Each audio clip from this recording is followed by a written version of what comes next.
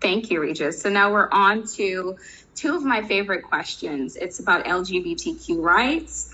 What are your thoughts on giving the LGBTQ community the same access to marriage and other rights and other inalienable rights and privileges that the straight community has access to?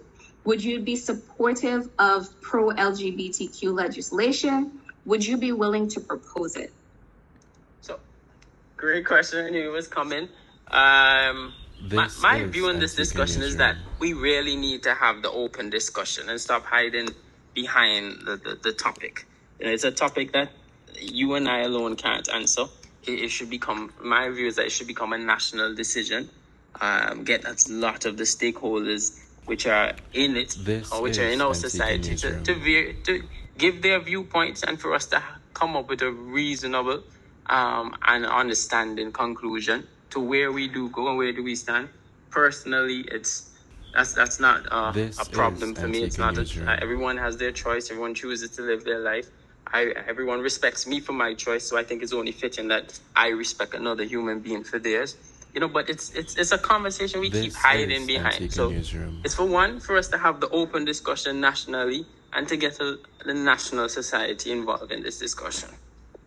Well, Regis, one thing I wanted to point out there, and this could be up for debate.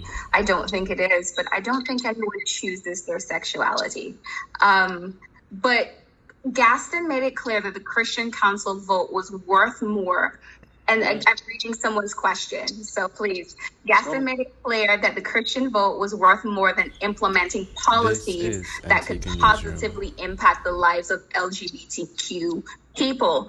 Are you willing to take that risk and work towards these policies against the Christian Council? Mm-hmm. But what is the risk? What do you consider the risk? What's the risk factor? Well, votes. That's what it comes down to. Well, that is what I believe your political leader and current prime minister shared about a week or so ago. So that's what I don't know. What he would determine as his risk factor. But for me, I'm open for the discussion. I'm more than frank and willing to have the discussion. And I think that's what we need, for people to be able to have the discussion. So if there's an educational aspect that needs to be incorporated, then so let it be. We just can't, be hiding behind the bush and expecting something to happen and not something to happen. So let's have the discussion. Times are changing.